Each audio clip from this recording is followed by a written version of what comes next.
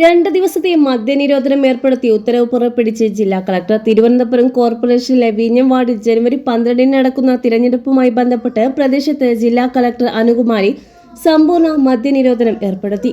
തിരഞ്ഞെടുപ്പ് നടക്കുന്ന ജനുവരി 12 വോട്ടെണ്ണൽ ദിനമായി ജനുവരി 13 പ്രദേശത്ത് സമ്പൂർണ്ണ മദ്യനിരോധനം ഏർപ്പെടുത്തിയിട്ടുള്ളത്. 101 വാർഡുകൾക്കുള്ള തിരുവനന്തപുരം നഗരസഭയിൽ 100 വാർഡുകളിൽ തദ്ദേശ സ്ഥാപനങ്ങളെ തിരഞ്ഞെടുപ്പ് നടന്ന വേളയിൽ വോട്ടെടുപ്പ് നടന്നിരുന്നു. എന്നാൽ വാർഡിലെ ഒരു സ്ഥാനാർത്ഥി മരണപ്പെട്ടതിനെ തുടർന്ന് വിഴിഞ്ഞത്തെ തിരഞ്ഞെടുപ്പ് മാറ്റിവച്ചിരുന്നു.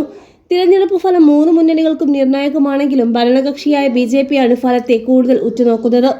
BJPക്ക് 50, CPM 29, കോൺഗ്രസ് 19, സ്വതന്ത്രൻ 2 എന്നിങ്ങനെയാണ് നിലവിൽ തിരുവനന്തപുരം നഗരസഭയിലെ നിലവിലെ കക്ഷിനില.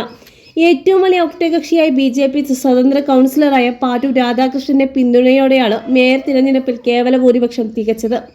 അതുകൊണ്ട് തന്നെ വിഴിഞ്ഞത്തെ തിരഞ്ഞെടുപ്പിൽ വിജയിച്ച് കേവല ഭൂരിപക്ഷം തികക്കാനും 5 വർഷം മറ്റ് ഭരണ പ്രതിസന്ധികളില്ലാതെ മുന്നോട്ട് പോകാനുമാണ് BJP ആഗ്രഹിക്കുന്നത്. അതേസമയം നിയമസഭാ തെരഞ്ഞെടുപ്പ് നടത്തിയിരിക്കുന്ന സാഹചര്യത്തിൽ വാർഡിലെ വിജയം തന്നെയാണ് കോൺഗ്രസും CPM ലക്ഷ്യമിടുന്നത്.